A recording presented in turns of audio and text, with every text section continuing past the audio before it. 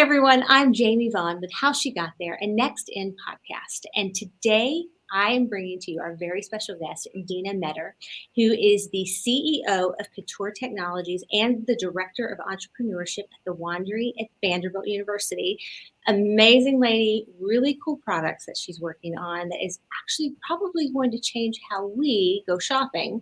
So I'm excited to have her come in, tell you about it, and tell you her story about how she got into technology. How are you? I am doing well. I'm so excited to be on with you today. This is great. Well, good. I'm very excited that you're on. I've been asking for a year, and I got to know you last year through Founders Live, and then you made history recently. I would love for you to tell everybody about that really quickly, and then we'll dive into it deeper later on in the conversation. Okay, so my company, Couture Technologies, we knew that we were going to need to do another fundraise. We thought that was going to be late spring, early summer. We had a meeting with our current investors in November, December of this last year. And they said, if you know that you're going to raise, why don't you think about going ahead and starting now? Because we don't know if a recession's coming. We don't know what's going to happen. We're not sure what the future is going to look like. So if you know you're going to do it, go ahead and do it. So I brought that back to my team. We talked about it. And we had kind of a crazy idea. So I went to them and said, okay, if we're going to go ahead and start our raise rather than, 3 to 6 months from now, like we planned, why don't we do something a little fun and a little bit different to start to change that narrative on funding for women-led ventures? And I pitched them. Originally, the idea was raising somewhere between $1 million and $1.5 million in 24 hours. That was the original idea. And to do that on International Women's Day. Awesome. I told them, I pitched them on this idea and I said, we could fail. No one has done this before. And there's a reason that people don't do raises in very, very short time frames because it takes time and you do lots of pitches and you have lots of investor meetings and they have to do their diligence and decide to invest, and then you do all the paperwork, and sometimes there's back and forth with that. Right. So we knew that it could fail. They were all on board though with me that if it failed, we would talk about the barriers that we encountered and what happened. So we started planning for this raise on International Women's Day. So planning meaning thinking about who would we go after? What were the kind of investors that we thought would be interested? Who did we think was going to be good partners for us? How much money did we need? What we were going to use that for? And then, just started coming up with our plans, putting together our projections, putting together updated pitch decks, but not really telling anyone what we were doing. So we really did want it to be a surprise. We wanted it to be authentic, all on that day. All of the calls, emails, texts, pitches happened on that day. And then we planned a celebration for 3 p.m. that day, knowing that we might or might not make the goal. So a little crazy, but that was what we did. We wanted to start to change that narrative about women-founded companies being funded less than other ventures, not having the funding that's needed for founders in the South. We just wanted to really use this story intentionally to show that there's a lot of things that are possible that we might not have thought were possible. Yeah. So I can't wait to dive more into that in a little bit. But just wanted to tease everybody that you did something really cool. So I usually start out asking, where did you grow up and what did you want to be when you grew up? Yeah, so I grew up, my grandparents, parents, myself were born in the same hospital in Indianapolis. Wow. So we grew up in Indianapolis, multi-generations, all in a pretty small kind of neighborhood area. And then I moved to Tennessee right before I started high school. Okay. So I've been in Tennessee for a long time. But a little kind of short backstory. So my great-grandparents, we had a farm, and then they started one of the first general stores in a really small town in Tennessee. And that farm got passed down to my grandparents, passed down to my parents, and that's how we ended up in Tennessee. So Okay. when I was little, I went through stages, not unlike most people, where there were many different things that I wanted to be. But the one that prevailed the most was for a number of years, I wanted to be a teacher. So I've always liked learning new things and trying to help other people learn new things. That ended up happening, but in different ways that I thought when I was little. And then I went through a spell where I was very into art. So I do love to paint and draw. And then went through a spell where I wanted to be a marine biologist. And that was actually what carried me into college. So I started college thinking that I was going to be a biologist. And that was what I studied for several years. Well, that leads right into the next question. What was your education journey? Yeah, so I started as a biology major, chemistry minor, thought that I wanted to be a marine biologist, so out, doing studies in the field.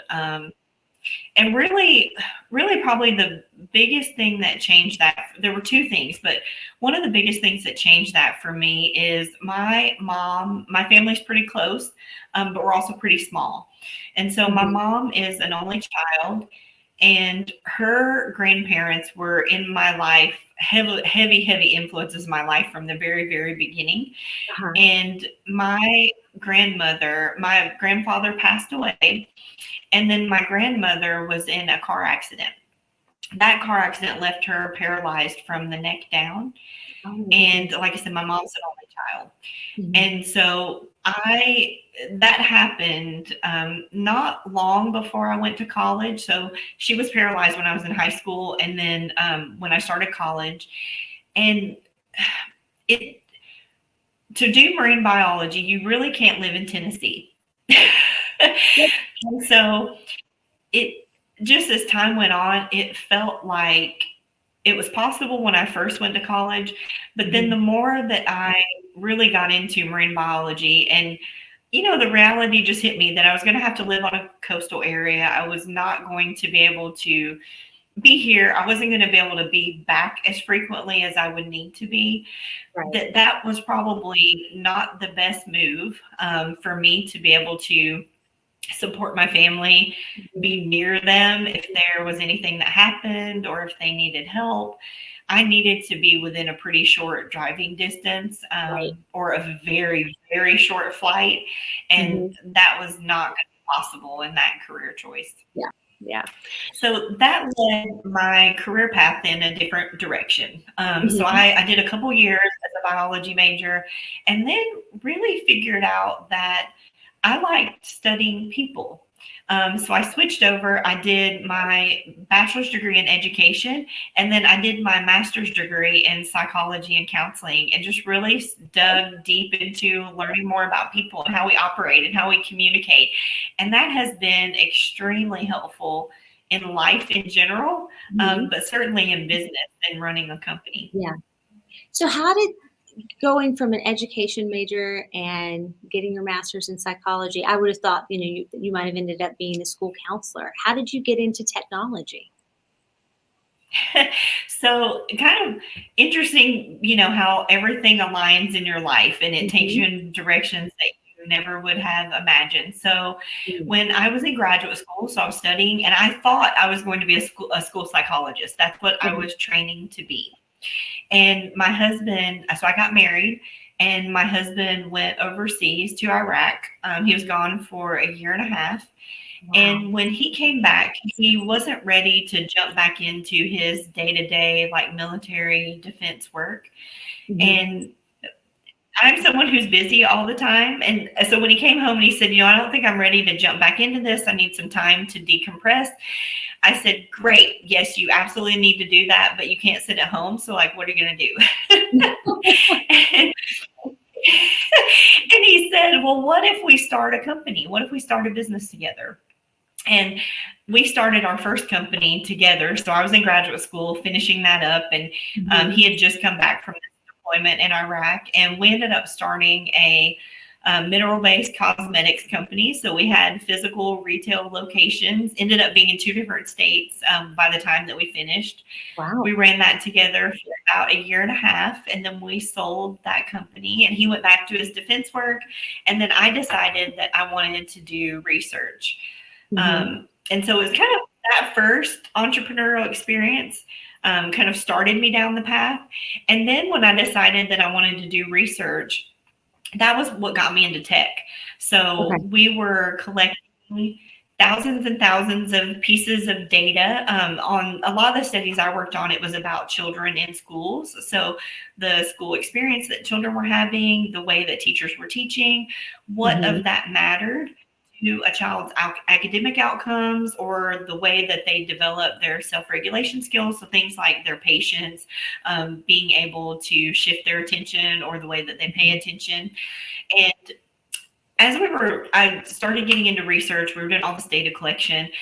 I saw that there were ways that I thought tech could play a role in a way that it wasn't when I first started. So the first solution that I developed and taught myself enough about coding to be able to develop it was a way for social science researchers, so people doing the kind of research that I was doing with children in schools, or we also had some criminal justice work and juvenile justice type of things. But a lot of that work, a lot of that data was being collected on paper. And a big reason it was collected on paper was because most of this work is grant funded, and you have grant funding to do the work, but you don't have a big chunk of grant funding to like hire an engineer and build an app or build a tool to collect your data.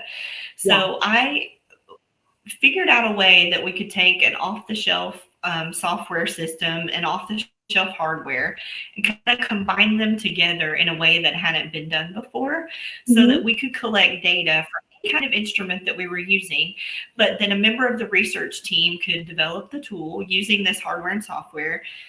We wouldn't need a developer, so someone on the team could build the kind of tools that were needed. So I built a couple of the tools that we were using in our research at Vandy, and brought that in, showed it to the principal investigator. And I will never forget this day, because I built it at home. I didn't tell her what I was doing, because I didn't know if it was going to work. I thought it could very, very easily fail. And I hadn't been in my role long, so I wasn't really sure how it was going to be taken anyway. And I brought it in and showed her, examples of 2 of our tools. So one was an assessment tool that we used for children. One was an observational tool that we used to record the kind of things that were happening in classrooms. And she looked at me, and I was showing her this example, kind of a prototype, if you will. And she said, "You are never going to do anything better than this." And she meant that as a huge compliment, because she thought it was really amazing what I had developed. But I'm also glad that was not true. So that was my first foray into tech, and it was using off-the-shelf hardware and software in a different way. There was some learning, a little bit of learning how to code, learning how that software worked at a pretty deep level to be able to build the system. But it was really about solving a problem for my team. I didn't want us collecting data on paper anymore. I didn't want people sitting for hours and coding information that was on sheets of paper and just entering it into a database. I didn't want file cabinets of paper sitting around. I can imagine, because I would think that even having to go and retrieve that information and make it into a quantitative report would be difficult if you didn't have it all based in a computer system. And when we first started, it was usually anywhere from like 6 months to a year from when we would finish a period of data collection before we could report out on the findings. And that's a long time if you're finding something that could really improve the field or improve a child's educational experience. And with this system, the first time we finished data collection, after we started using it, we did a presentation at a conference 2 weeks later. So it was a huge change in the amount of time before we could get some results out there. That's really cool. So from that comes Couture Technologies, which I really do think will reshape how we do shopping online. I was shopping this weekend, wishing I had the product now. So I'm serious. I was so mad. I was like, I have no idea if this is going to fit or not. And I had bought all this stuff and it didn't fit, but I've used their measurements. And so I was like, I need Deanna's Couture Technology now. So tell everybody how it got started, where the idea came from, and what it does. Yeah, so Couture has been a labor of love since 2019. I love fashion. I love the way that clothes allow us to express ourselves. So it's a space that I have always loved, but loved from afar. I've never been an insider. I've never worked in fashion. So really, how it started, I got put onto a project with Accenture. It turned out that we were going to do an innovation project for one of their new fast fashion clients. Mm-hmm. And anytime you're going to do an innovation project, one of the first steps is customer discovery. So you are learning as much as you can. You're interviewing people. You're trying to figure out the challenges, the opportunities, what is ripe for disruption or new innovation or a new invention. Mm-hmm. And right. So did tons of customer discovery for that project. And we ended up building a tool for the customer service team for that business. But one of the things that stuck with me, which was not one of the solutions we developed, it wasn't part of the project, but at the point when I was doing all this work and doing the customer discovery, for most brands, not all, but for most, less than 20% of their revenue was from online. So they were really, really dependent on brick and mortar to sustain their business. And when I talked with leaders, the reason for that, the reason that they weren't doing more in e-commerce was primarily about 75% of them, it was because of issues with sizing and fit and the amount of returns that they get from online shoppers. Mm-hmm. So I started thinking, and I've experienced the same thing myself, not knowing how something's going to fit. Sometimes it means that I buy more than one of something. Sometimes it means that I don't buy at all and I keep browsing and looking at it, but I never actually pull the trigger and actually make the purchase.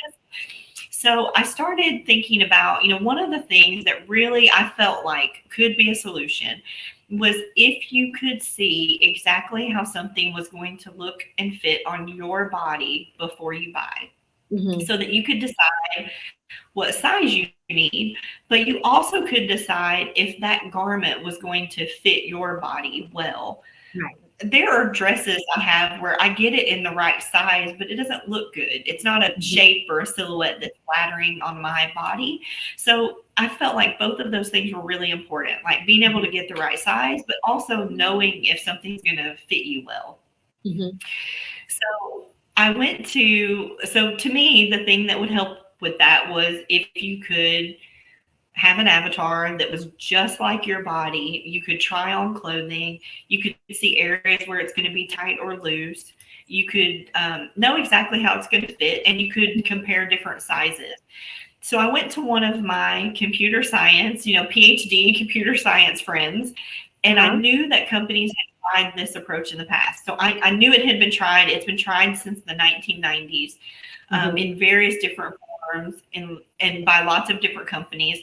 So I went to him and said, this is the idea. This is what I think it absolutely would have to be able to do. Do we think the technology's there? What kind of people would we need? Are we building everything from scratch? What would this really look like? Mm-hmm. And he came back to me. I wasn't really expecting a whole lot, but he came back to me a couple weeks later and said, I really think we could do this. And here's the kind of people that I think we would need. He had put together with a couple of his colleagues a video for how he thought it could work and what he thought it would take for us to be able to get there. And so it was maybe a month after he came to me with that video, and we had an in-depth discussion about what it would take. And he let me know that if I wanted to do it, he was in. He would want to go on the journey with me. And so it was maybe a month later, we formed the company so that we could start tracking expenses and, making everything official. Mm-hmm. We put together a prototype. We did a lot more customer discovery. So we talked to brand leaders and their customers in 5 different countries. over 300 initial interviews before we really started building the tech. We built a prototype. There was a local brand actually in Nashville that said, we interviewed them. And when we interview, right, we don't tell anyone about what we're working on. It's more about problem discovery, figuring out what people have tried, but not talking about solutions.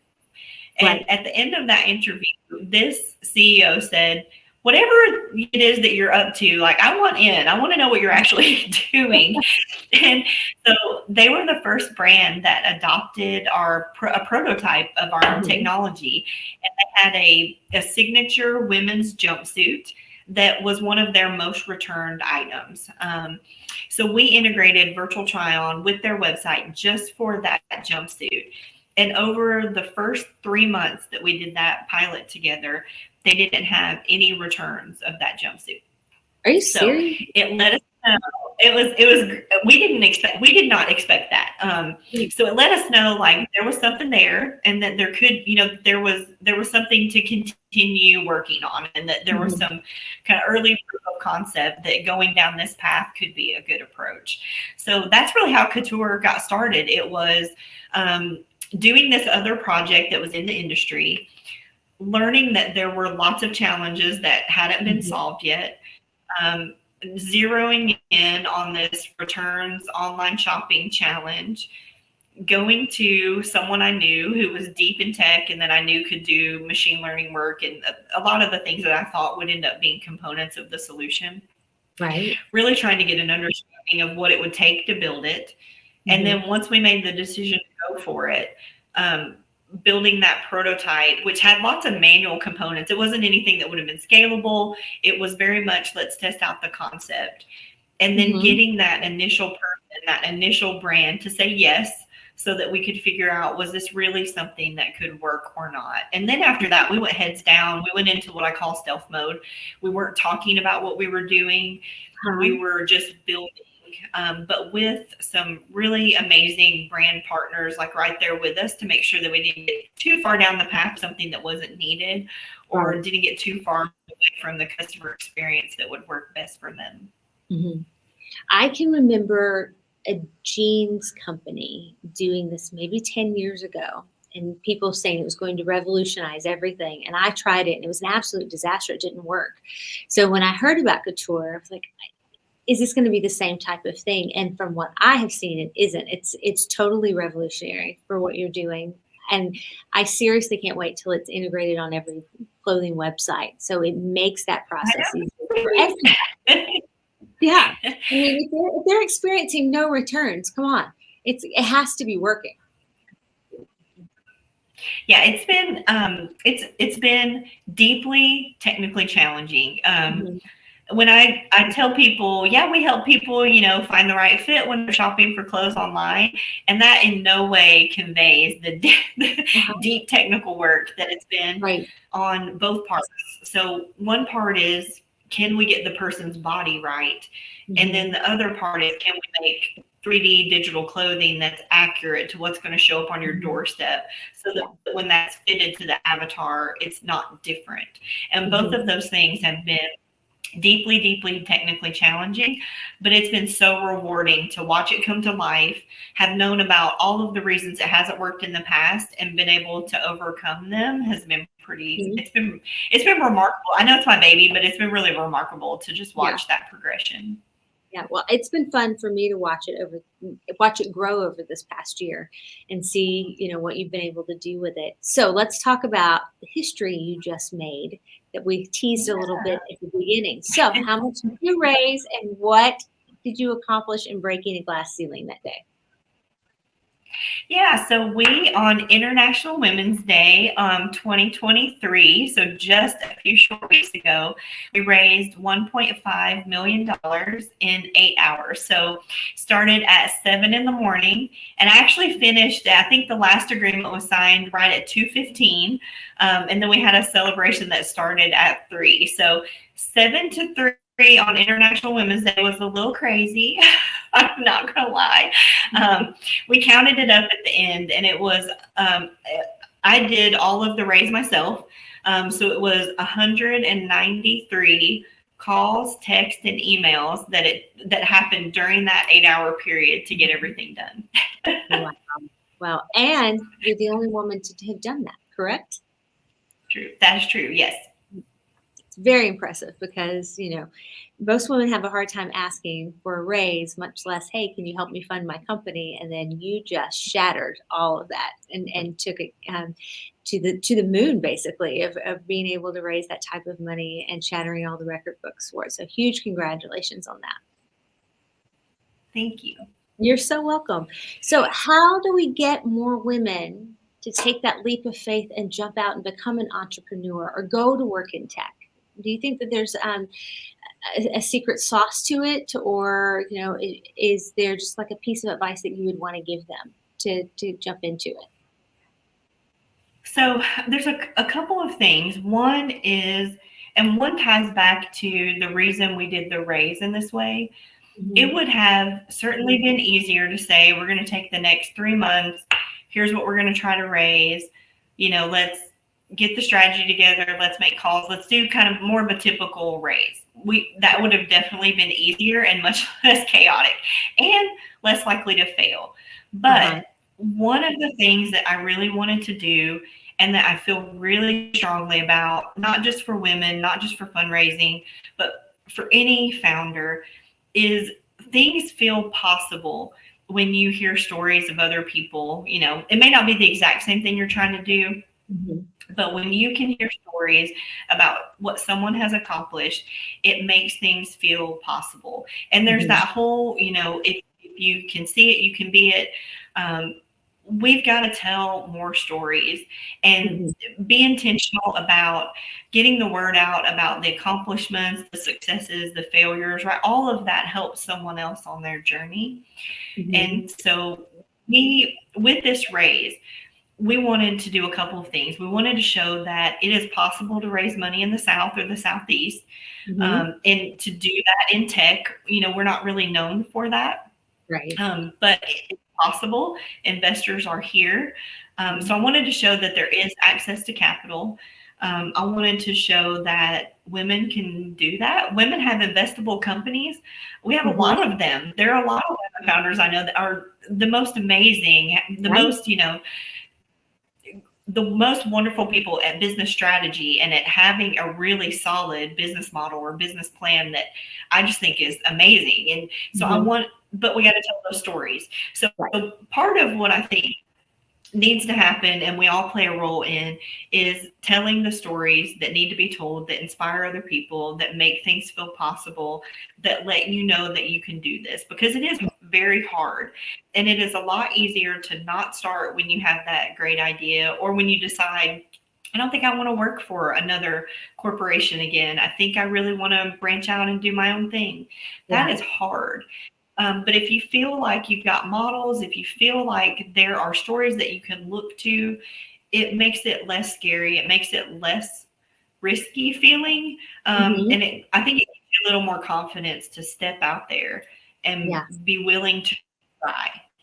So one thing is, I think we've got to tell those stories. And that's why we did the raise in this way. We wanted intentionally to be able to tell the story about a woman in tech in the South being able to get the amount of funding that we were trying to go after and do it in a really short period of time. The other thing that has been instrumental in so many ways in my journey, and I think this is something I've heard in several episodes of your podcast, but mentorship has made all the difference in my journey. And I try to now pass that forward as much as I possibly can. So I have had, from the very beginning, when I started with the first couple of technical developments that I did when I was in research, it has been people supporting me all along the way and encouraging me and kind of keeping me going, but asking me tough questions that helped me to have the answers to those tough questions. I would not have ventured into the first technical, solution that I did without that. I wouldn't have done the second one, and I wouldn't have started Couture if I hadn't had that all along the way. And Couture has been a different animal from those first couple of ventures and then the retail business that my husband and I had. It is deep technology. It's extremely complex. Pretty much everyone on our team is master's or PhD level in terms of their education. It's just a whole different thing. And it's the first business that I've had where I've raised money from investors. So I've advised lots of companies on doing that, but it was my first one to really do that, to go out and be asking people to come along this journey with me and to put their money in. And that's not something that is comfortable for me.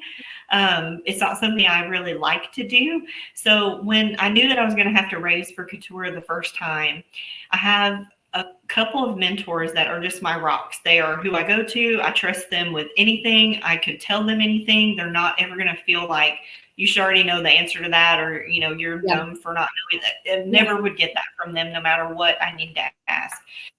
And I told my mentors that I was going to start raising money in March, and that was in 2021. That was the first time that I raised any money for Couture. And it got to be like May, and then it got to be June. They were the ones that said, okay, you got to decide what you're doing, because you're going to need to raise money. You're going to need more money by the end of the year. So you need to get started, and you're going to have to make the first call to an investor, and you're going to have to get going. And they, you know, held my feet to the fire, and they're like, you said you're going to do this. You know, you need to do this. You have to start doing it. So take the first call. And I want to know when it's planned. I want to know that you have it on the calendar. And so they were the ones that, you know, kept behind me, pushing me to do what I already knew I needed to do, but was very uncomfortable doing. Yeah. So now I think I'm up to close to 500 ventures that I've gotten to play a role with over the last 6 years. So everything from cybersecurity firms to med devices to even a nuclear battery technology. And I'm being a mentor and helping, you know, those kind of ideas, which sometimes make it, sometimes don't. Sometimes the person pivots to something different a year later.